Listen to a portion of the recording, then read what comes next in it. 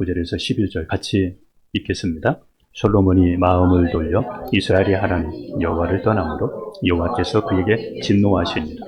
여호와께서 일찍이 2번이나 그에게 나타나시고 그 일에 대하여 다른 신을 따르지 말라 하였으나 그가 여호와의 명령을 지키지 아니하고 여호와께서 솔로몬에게 말씀하시되 내게 이러한 일이 있었고 또 내가 내 언약과 내가 내게 명령한 법도를 지키지 아니하였으니 내가 반드시 이 나라를 내게서 빼앗아 내 신하에게 주리라. 아멘.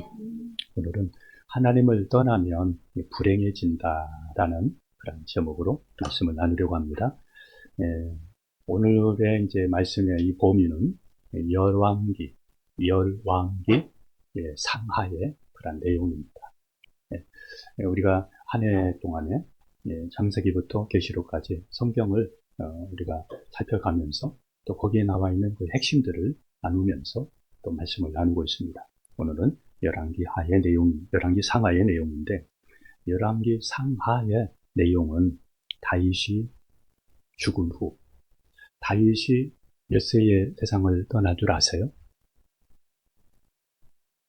다윗이 세상을 몇 살에 떠난 줄 아십니까? 다윗이 70세에 세상을 떠나요. 그렇게 참 귀한 왕이고 또 업적도 많은데 또 사람은 다 때가 있습니다. 우리도 마찬가지입니다. 우리도 계속 될 것 같지만 순간이더라고요. 우리도 잘 살아야 되겠고, 다윗이 70세에 사무엘하 5장 4절에 나와요. 세상을 떠나자 이제 그의 아들 솔로몬이 다윗을 이어서 왕이 됩니다. 솔로몬이 누구인가는 이 세 가지를 보면 솔로몬에 대해서 알 수 있어요.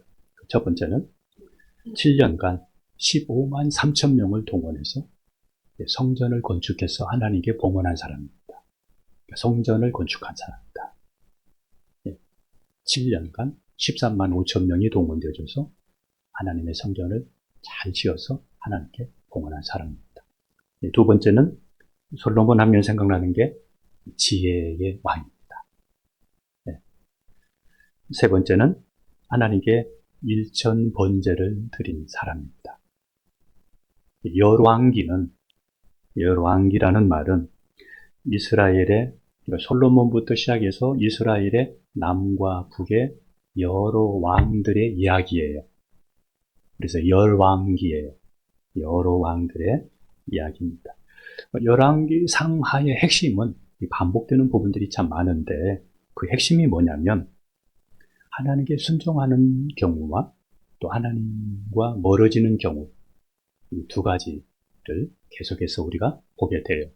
그래서 하나님께 순종하면 평안하고 또 복을 받고 또 살게 되고, 그런데 하나님을 멀어지게 되면 또 불행해지고 전쟁이 일어나고 침략을 당하고, 이런 부분이 참 반복돼요. 그래서 모든 역사가 그냥 되는 게 아니라, 여러분, 우리가 열심히 산다고 해서 내 삶이 또 지켜지는 것도 아닙니다. 하나님이 도와주셔야 됩니다. 이렇게 솔로몬이 이제 세 가지 솔로몬의 이러한 업적을 우리가 알 수 있는데, 이렇게 했던 솔로몬이 하나님을 나중에 떠나게 됩니다. 한때 우리가 믿음이 참 좋았어도 솔로몬이 기도하면 하나님께서 들으시고 하나님께서 또 말씀해 주시고 응답 주시고 이랬던 솔로몬이거든요. 근데 이런 솔로몬도 하나님을 떠나게 됩니다. 떠난 그 이유, 첫 번째는 솔로몬이 왕이 된 후에 자기의 세력을 견고하게 하고 또 나라의 평안을 위해서 이방 나라들과 또 여러 나라들과 정책적으로 그들의 공주나 또 그 나라의 여러 나라의 그런 여자들과 결혼을 해요. 이렇게 해서 전체가 후궁이 700명이고 첩이 300명이나 되었어요. 예. 이방의 이런 공주나 이런 여인들이 이스라엘 나라에 와서 그 나라에서 섬겼던 우상들을 또 그대로 가지고 와서 또 섬기는 거예요. 또 솔로몬이 옆에서 또 도와주는 거예요. 그러다 보니까 나라의 우상 숭배가 많아지게 되었습니다. 여자들이 천여 명이나 되고 또 그들이 말하는 소리를 듣고 또 우상들로 인해서 솔로몬이 아무리 지혜가 있고 영성이 있던 사람이다 하더라도 나중에는 마음이 산란해져서 정치적으로도 그렇고 또 신앙적으로도 그렇고 그가 제대로 하지 못하고 서서히 하나님을 떠나가게 돼요. 하나님을 떠나가게 돼요. 그래서 솔로몬이 첫 번째 그가 하나님을 떠난 이유는 자기 생각으로 또 자기 인위적인 방법으로 주변 나라들과 잘 지내어서 나라를 평안하게 하려고 하는 그 전략, 이러한 것으로 인해서 이방 여인들을 많이 끌어들이고 그들이 가져온 신상들, 그러므로 마음이 혼란스러워서 결국은 하나님을 떠나게 되었다는 것입니다. 우리도 이 세상의 방법으로 평안하려고 하고 또 인간적인 어떤 안위를 취하려고 하는 이러한 유혹에 빠지지 않도록 해야 돼. 내 방법으로 평안을 위해서 또 이런저런 방법을 쓰려고 하기보다 이것은 하나님이 주신 평안이 아니기 때문에 하나님으로 우리가 살고 또 하나님께 의지하면서 그 문제들을 해결하려고 해야지 인간적인 방법으로 우리가 하게 되면 그것이 하나하나 쌓여져서 하나님과 멀어지게 됩니다. 여러분의 생각, 여러분의 방법이 아무리 여러분 지혜로운 것 같아도 그것을 이루시는 분은 하나님이시기 때문에 우리 뜻대로 안 됩니다. 그러니까 우리가 이 솔로몬처럼 하나님을 떠나는 이유들이 우리에게도 있을 수 있다는 이야기죠. 다른 방법을 쓰지 마라 이겁니다. 세상적인 방법을 우리는 많이 쓰려고 하는데 그것보다는 하나님의 방법으로 하나님의 말씀대로 이게 빠르다 하는 것을 꼭 기억하십시오. 믿음이 약해지고 하나님과 멀어지는 것은 하루아침에 되는 게 아니에요. 하나하나 하나님의 말씀 이것도 저것도 불순종하고 다음으로 미루고 이렇게 하다 보면 그것이 하나하나 쌓여져서 지속되면서 하나님과 조금씩 멀어지는 거예요. 조금씩 멀어지는 거예요. 자신이 잘 알아요. 내가 멀어지고 있다, 가까워지고 있다. 이거는 내가 느낄 수가 있어요. 하나님에게서 멀어지지 않게 하고 또 하나님에 대해 이 간절함을 없게 하는 것. 하나님으로부터 멀어지게 하고 하나님에 대한 간절함이 사라지게 만드는 것. 이게 나와 우리 가정에 뭐지? 이렇게 아는 것이 필요해요. 그리고 그것을 정리하는 것이 필요합니다. 멀어지게 하는 것, 간절함을 약하게 하는 것들, 이것들을 정리해라 이겁니다. 두 번째입니다. 솔로몬이 하나님을 떠난 두 번째 이유는 부와 권세 때문이에요. 솔로몬은 그가 앉아있는 그 의자는 상하궁에 거기에 순금을 덧입혔고 그가 쓰는 모든 그릇은 금이었어요. 그리고 솔로몬이 있는 동안에 은은 길에 돌처럼 그렇게 흔할 정도로 부를 누렸던 사람입니다. 그리고 그가 왕의 어떤 권세, 또 힘이 있다 보니까 돈이 있지, 힘이 있지, 하나님 가까이 안 하게 되잖아요. 그래서 예배가 신앙이 형식적이 되어 왔다니 나중에는 멀어졌어요. 솔로몬이 하나님께 지혜를 구할 때 하나님께서 지혜를 주셨고 또 세계의 여러 나라의 사람들이 그 지혜를 들으려고 이스라엘에 솔로몬 앞에 왔었잖아요. 그리고 하나님께서 그 나라를 번영하게 하셨지만은 정작 솔로몬의 마음은 하나님에게서 멀어져 가고 있었다는 거예요. 하나님께서 우리에게도 복도 주시고 은혜도 주시고 건강을 주실 수 있어요. 그런데 우리도 그것 때문에 멀어질 수 있어요. 하나님으로부터, 예배로부터, 또 간절함으로부터 멀어질 수 있어요. 저는 가끔 이런 생각을 해봅니다. 하나님께서 우리에게 복과 은혜를 주셔야 되나? 주지 말아야 되나? 여러분은 어떻게 생각하세요? 여러분의 가정에 복과 은혜를 주셨으면 좋겠습니까? 주시지 않았으면 좋겠습니까? 물질이 있고 힘이 있으면 하나님을 가까이 하기보다 멀리 할 수 있는 유혹을 받는다는 거예요. 하나님께서 복과 은혜를 주시면 그것으로 하나님이 원하는 삶을 살기보다는 그렇지 않게 되면 오히려 그것이 화가 될 수도 있어요. 지금 우리의 기도가 응답되지 않는 이유 중에 하나도 그거 이루어지면 하나님 멀어질까봐, 오히려 독이 될까봐 안 이루어질 수도 있어요. 그래서 하나님이 내 기도에 응답해 주시고 복을 주셔도 우리가 변하지 않는 믿음을 갖는 것이 중요해요. 그래서 우리는 이 영성을 위해서 기도해야 돼. 우리나라가 진짜 어려울 때 복 주세요, 복 주세요 이렇게 하면서 지금 우리나라가 세계 경제 여러분 7대 강국이 되잖아요. 그런데 신앙은 그때보다 못해요. 네, 복 주십니까? 더 잘해야 되는데 더 멀어졌어요. 간절함도 약해졌어요. 하나님은 이런 솔로몬을 사랑하셔서 이런 솔로몬에게 하나님이 나타나셔서 2번씩 나타나셔서 다른 신에게 따라가지 마라. 우상을 섬기지 마라. 이렇게 경고했어요. 우리도 예배 드리면서 말씀을 통해서 우리에게 경고하거든. 말씀하시거든요. 그때 돌이켜야 돼. 솔로몬은 하나님이 2번이나 나타나셔서 말씀하셨는데 돌이키지를 않았어요.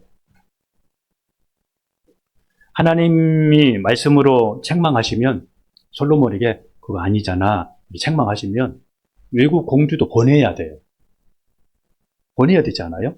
그런데 솔로몬은 자기 체면이나 아니면은 이렇게 되면 외국하고 관계가 안 좋아져서 수출길도 막히고 경제적인 어떤 어려움이 생길까봐 그래서 때문인지 하나님의 말씀에 순종하지를 않아요. 하나님은 돌이키지 않는 솔로몬에게 다시 나타나셔서 내가 반드시 내게서 왕국을 떼어서 그러니까 이스라엘 나라가 이 때문에 분열이 되어져. 떼어서 내 신하에게 주겠다고 그래요. 네. 다시 말하면 하나님을 멀어지니까 나라에 어려움이 오게 되는 거예요. 우리가 죄를 짓지 말아야 하지만 더 중요한 것은 죄를 책망할 때 바로 회개하는 거. 이게 필요해요. 여러분, 더 큰 것을 잃어버리기 전에, 그리고 맥막기 전에 돌아서야 될 때 빨리 돌아서는 거. 이게 복이에요. 하나님은 진노하셔서 솔로몬을 보면서 참 솔로몬이 이렇게까지 된 것은 하나님의 은혜였잖아요. 근데 결국은 하나님을 떠나는 그리고 2번이나 말씀하셨는데도 그거를 받아들이지 않는 솔로몬을 보면서 징계하셨잖아요. 그런데 솔로몬의 아버지 다윗 때문에 솔로몬의 때에는 이 나라가 나누어지지 않도록 해요. 그리고 나라를 다 빼앗지는 않고 한 지파를 남겨둬요. 그리고 다윗을 통해서 약속했던 그 약속을 하나님이 이루어 가셔요. 우리도 이걸 보면서 참 부모가 잘해야 되겠다. 부모 때문에 자녀의 그 왕위를 그때를 하나님이 유예하시는 부모 신앙, 참 중요하다. 예.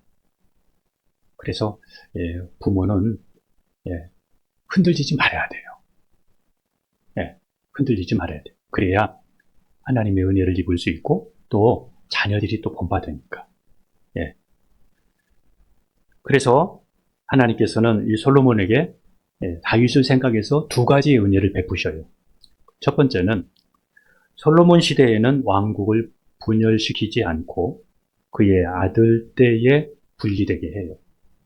두 번째는 다 빼앗지 않고 다윗과 약속했던 그 예루살렘, 그러니까 한 지파를 남겨두어요. 이것이 열왕기상 11장 12절 12절에 나옵니다. 같이 한번 읽겠습니다. 그러나 내 아버지 다윗을 위하여 내 세대에는 이 일을 행하지 아니하고 내 아들의 손에서 빼앗으려니와 오직 내가 이 나라를 다 빼앗지 아니하고 내 종 다윗과 내가 택한 예루살렘을 위하여 한 지파를 내 아들에게 주리라.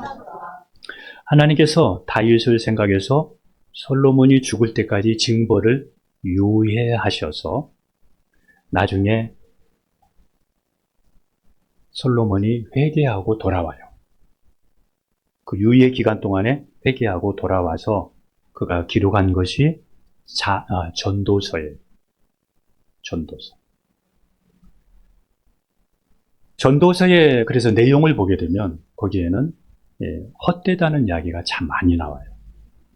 그동안에 자기가 이런 방법 저런 방법 썼던 모든 것들이 참 헛되었다. 한번 전도서 1장 2절을 같이 봅니다. 전도자가 이르되 헛되고 헛되며 헛되고 헛되니 모든 것이 헛되도다. 헛되다는 말이 참 전도서에 많이 나와요. 내가 참 했던 것이 참 헛되었구나. 어떻든 그가 그 유예 기간 동안에 회개하고 돌아와서 이런 전도서를 기록을 하게 돼요. 그러니까 전도서를 우리가 읽을 때 그냥 읽기보다는 아픔을 겪은 사람이 쓴 거예요. 그러면서 우리에게 그 길을 가지 말라는 거예요. 그래서 창조주 하나님을 기억하고 젊을 때 살라는 거예요. 솔로몬이 이제 40년간 이스라엘을 다스리고 솔로몬은 몇 살에 죽었을까요? 나이가 많아서 죽었다고 이렇게 나오는데 성경적인 이런 것을 보게 되면 60세 정도의 세상을 떠나요. 근데 왕이 있으면서 그러니까 저보다도 한참 빨리 세상을 떠난 거예요. 근데 왕이었는데 그런 부귀 속에서 오래 살 수 있잖아요. 맛있는 거 먹고. 여자가 1000명이라도 있으니까 어떻게 건강할 수 있겠어요? 60세 정도의 세상을 떠나자 그의 아들 르호보암이 왕이 됩니다. 르호보암이 왕이 되자 이스라엘 사람들 그리고 회중들 그리고 이제 그 속에 여로보암이라는 사람이 이 르호보암을 찾아와요. 솔로몬의 아들 르호보암을 찾아와서 솔로몬은 당신의 아버지 솔로몬은 몽예를 우리에게 무겁게 했는데 당신은 백성의 무게를 몽예를 가볍게 한다면 우리가 당신을 따르고 섬기겠습니다. 그런데 이 르호보암은 그렇게 하라는 원로들의 충고를 버리고 이 젊은 사람들의 말을 따라서 그 사람들에게 내 아버지 솔로몬은 무거운 멍에를 메었으나 나는 그것보다 더 무거운 멍에를 메겠고 내 아버지 솔로몬은 가죽 채찍을 들었지만 나는 전갈 채찍을 들어서 엄하게 하겠다. 그렇게 이야기해요. 그러니까 르호보암에게 왔던 이스라엘 백성들이 자기들의 요구가 받아들이지 않으니까 그때 10지파가 떠나가요.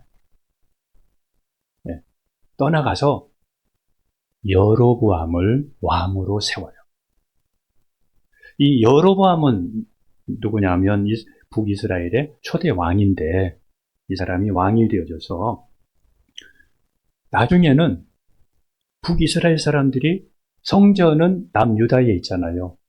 여기까지 예배드리러 제사드리러 가는 바가 나중에 남쪽 유다에 속한 사람이 될까봐 유혹을 받을까봐 북쪽에다가 성전을 만들어요. 예, 베들과 단에 성전을 만들어 놓고 거기에 금송아지를 만들어요. 그리고는 사람들에게 이 금송아지가 애굽에서 우리를 인도했고 여기까지 인도했다. 이렇게 하면서 북이스라엘을 우상화시켜요.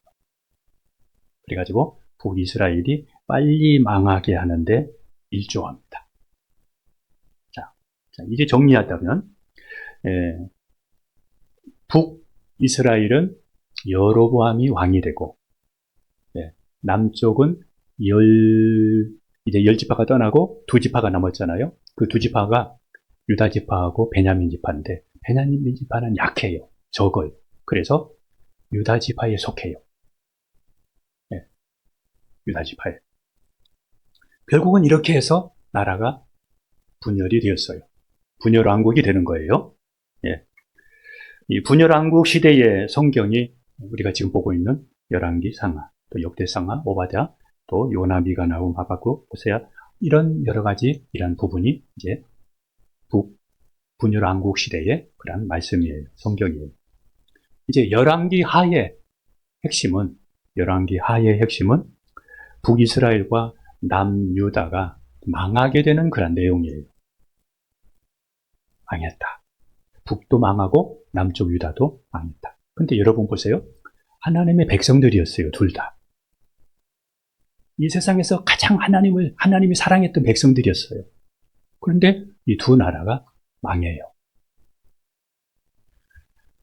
북이스라엘의 마지막 왕이 호세아인데 호세아는 매년 아수르에 얼마씩 조공을 바쳤어요. 북이스라엘이. 그런데 호세아 때에 이 조공을 바치지 아니하니까 아수르가 쳐들어와서 북이스라엘을 완전히 망하게 만들어요. 그리고 철저하게 무너뜨려서 북이스라엘 사람들을 이리저리 다 뿔뿔이 흩어놓고 그래서 북이스라엘이 이때 사라져요. 북이스라엘이 사라져요. 북이스라엘이 망한 그 결정적인 이유는 이거예요. 하나님의 말씀을 버리고 우상을 섬긴 거. 우리는 우상하면은 나는 아니겠지 뭐 이렇게 생각하는데 우상이 뭐냐 하면 하나님보다 더 사랑하는 것들이.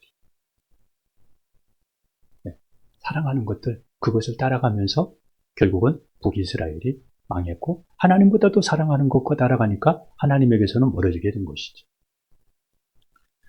남유다의 멸망인데 남유다의 마지막 왕은 그 시드기야 왕 때. 시드기야 왕 때 바벨론의 느부갓네살 왕이 3차례 침략을 해서 남유다도 망하게 돼요. 남유다는 북이스라엘보다 한 130여 년 더 늦게 망해요. 망한 그런 이유는 북이스라엘보다 남유다의 왕들이 하나님을 가까이 하는 왕들이 있었기 때문이에요. 그런데 남유다도 결국은 망하게 되는데 망한 이유가 뭐냐? 똑같아요. 북이스라엘과 같이 하나님의 말씀을 떠나고 우상을 섬겼기 때문이에요. 그래서 남유다에는 귀족과 왕족, 사제 이런 백성들이 다 바벨론으로 끌려가고 남유다에는 정말 어려운 사람들, 가난한 사람들 이런 사람들만 그곳에 남게 돼요. 그래서 우리가 이 말씀을 이렇게 보면서 우리는 여기서 하나 기억해야 될 것은 하나님을 믿는데 기도하는데 왜 북이스라엘이 남유다가 망하지?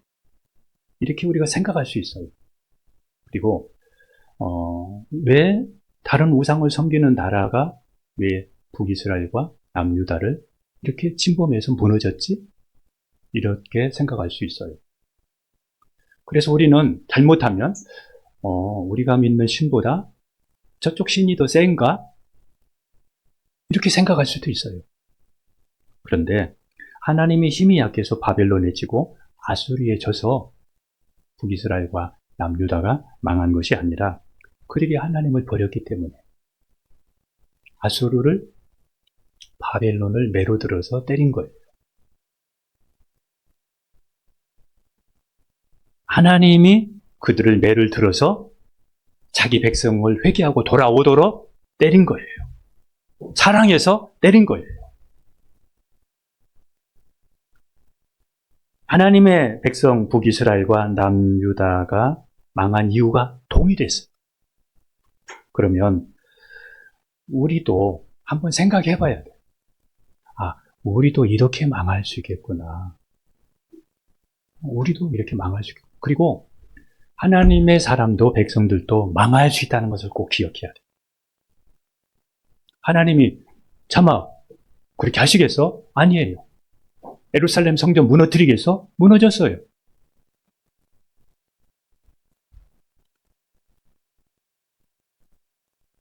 여러분, 하나님이 힘이 없어서 우리의 기도가 응답되지 않는 것이 아니에요. 지금 우리가 말씀대로 살지 않고 또 하나님보다 사랑하는 것들이 우상이 우리에게 있기 때문에 우리가 멀어지고 있기 때문일 수 있어요. 네. 그래서 우리는 기억해야 됩니다. 북이스라엘과 남유다처럼 우리가 그 역사를 반복하지 않도록. 이렇지 않으면 우리 한국 교회도 마찬가지. 여러분도 마찬가지입니다. 예. 그리고 여러분의 신앙 마지막까지 보장도 안 될 뿐만 아니라 여러분의 가문도 오래가지 못할 수 있어요. 역사를 보면 그래요. 하나님을 가까이 하면 행복하지만 멀어지면 불행할 수 있다는 거죠. 개인과 국가의 흥망성쇠는 하나님의 말씀대로 사느냐 그렇지 않느냐 여기에 달려요. 다른 게 아니에요. 하나님께 순종하면 살고 떠나가면 불행해진다. 그래서 구약 성경에 자주 나오는 말씀이 이제 지금 열왕기에서도 이렇게 나오지만은 뭐냐면 여로보암의 길과 다윗의 길에 대해서 나와요. 다윗의 길이라고 하면 하나님을 경외하고 정직하게 말씀대로 사는 왕들. 이게 이제 유다 쪽에 많았어요. 한번 열왕기상 15장 5절만 같이 갑니다. 이는 다윗이 옛사람 우리아의 일외에는 평생에 여호와 보시기에 정직하게 행하고 자기에게 명령하신 모든 일을 어기지 아니하였습니다. 자, 이런 왕을 다윗의 길을 간 사람이라고 하고, 그렇지 않은 사람들은 또 여기에 대표적인 사람이 히스기야나 또 요시야 이런 사람들이 다윗의 길을 간 사람들이었죠. 반대로 또 여로보암의 길을 간 사람이 있어요. 거기에 대표적인 사람이 북이스라엘의 아합, 이런 사람들이 또 그 길을 갔습니다. 여로보암의 길을 간 대표적인 왕이 이제 북이스라엘의 아합 왕인데, 이 아합 왕은 시돈 여자를 아내로 맞이해요. 그 시돈 여자의 이름이 이세벨인데, 그래서 이세벨이 바알신을 섬기는데 거기에 골수분자예요. 그 여자를 아내로 맞이해서 북이스라엘이 바알신을 섬길 수 있도록 그렇게 조장을 해요. 이때에 그와 맞섰던 선지자가 엘리야예요. 엘리야 선지자를 보내어서 3년 6개월 동안 비가 오지 않게 해요. 그리고 엘리야의 말대로 아합 왕가가 비참하게 생을 마치게 돼요. 자, 하나님을 가까이 하면 살고 멀리 하면 불행해진다는 것을 우리가 보게 됩니다. 열왕기의 이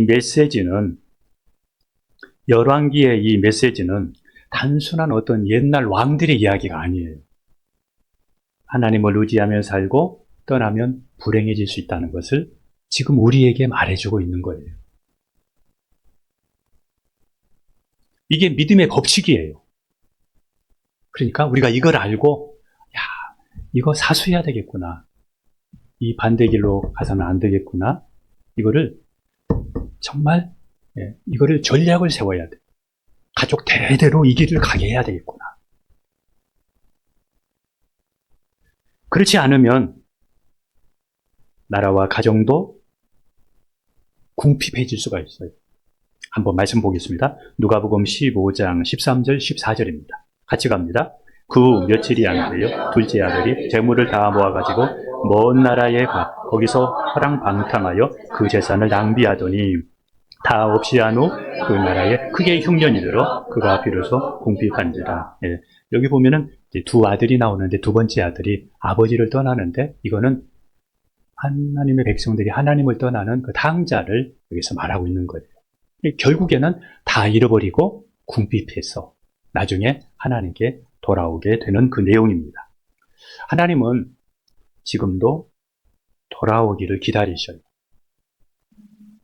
하나님은 심판하시는 분이신과 동시에 회개하면 그 자리에서 우리를 기다리셨다가 우리를 회복시키시는 하나님이세요.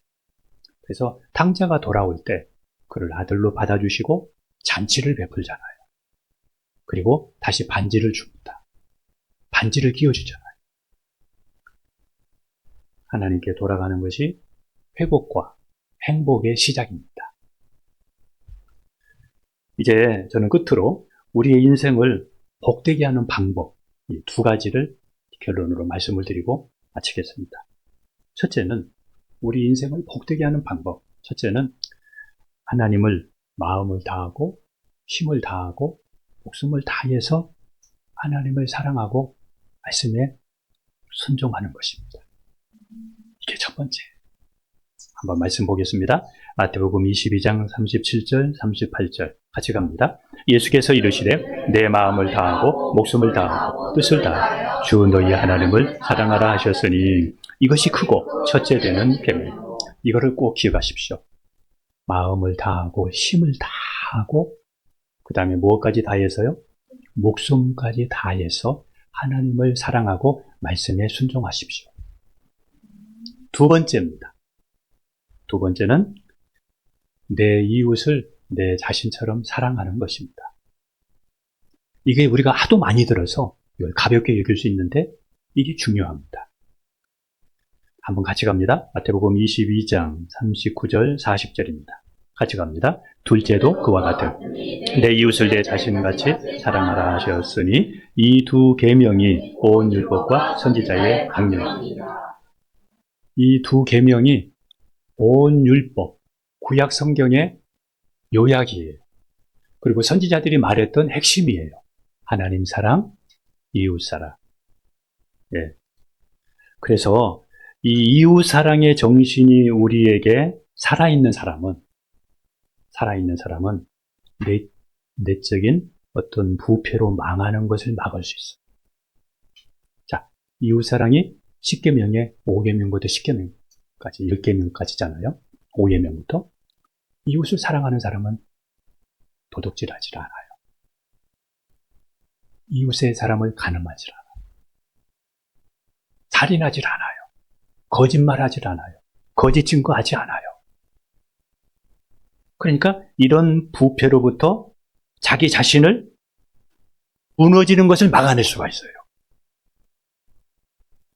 하나님을 사랑하고 이웃을 사랑하는 사람은 외적인 시련이 오거나 또 그 어떤 여러 가지 시험이 올 때 그것을 극복하고 또 그 시련 때문에 오히려 성장하게 돼요.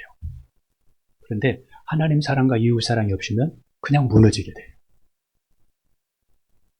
제가 매일 기도하는 것이 있습니다. 하나님, 제가 예수님의 온유하고 겸손하고 섬기고 긍휼히 여기는 마음을 품게 하여 주옵시고 하나님을 마음을 다하고 힘을 다하고 목숨 다해 사랑하고 하나님 말씀에 순종하고 그리고 이웃을 내 자신처럼 사랑하는 그 일을 기뻐하게 도와주세요. 그러는 가운데 내가 있는 곳에서 빛과 소금이 되어서 그곳을 밝게 하고 알게 하고 그곳을 구원하는 생활을 하게 도와주세요. 제가 요즘에 그렇게 기도합니다. 매일매일 빼놓지 않고 하루에도 몇 번씩 제가 그거를 제 기도의 루틴으로 알고 늘 붙잡고 기도합니다. 역사의 주인은 하나님이십니다. 그래서 하나님을 떠나면 불행하게 되고 또 하나님을 가까이 하면 또 하나님께서 은혜해 주시고, 번영하는 도시, 몰락하는 도시, 이 책을 쓴 제가 언젠가 한번 소개했는데 옥스퍼드 대학의 교수이고 또 세계은행의 부총재였던 이언 골딘이라는 사람이 이런 이야기를 합니다. 번영하는 도시, 몰락하는 도시, 이 책에 이런 내용이 있습니다. 어느 도시가 번영하고 어느 도시가 몰락하는가? 하나님과 함께하는 도시는 번영하고 하나님을 멀리하는 도시는 몰락한다. 거기에 이언 골딘의 그 내용 책에 이런 내용이 있어요. 말씀을 마칩니다. 하나님을 멀리하는 것이 더 위험합니다. 하나님을 가까이 하는 것이, 말씀을 가까이 하는 것이 행복입니다. 기도하겠습니다.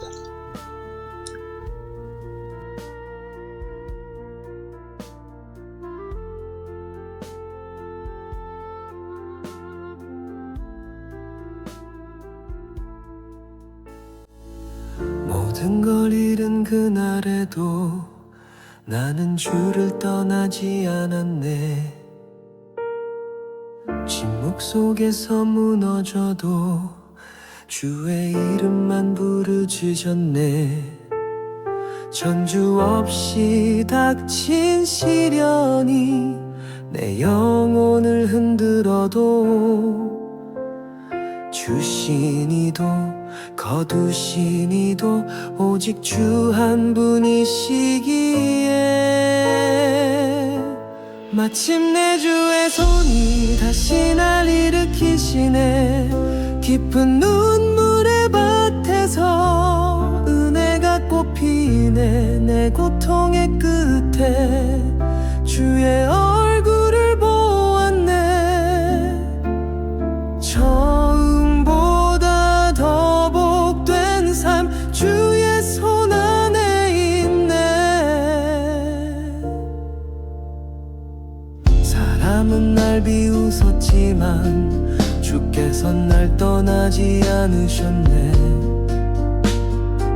친구도 등을 돌린 날에 주 사랑만 나를 안았네. 흔들리는 믿음 끝에서 주 음성을 들었을 때 나는 알았네. 이 고난도 주 안에 계획된 길이라는 걸. 마침내 주의 손이 다시 날 일으키시네. 깊은 눈물의 밭에서 은혜가 꽃피네. 내 고통의 끝에 주의 얼굴을 보았네. 처음보다 더 복된 삶 주의 손 안에 있네. 이제는 찬양하리 광야 속 주의 뜻까지도 내 삶을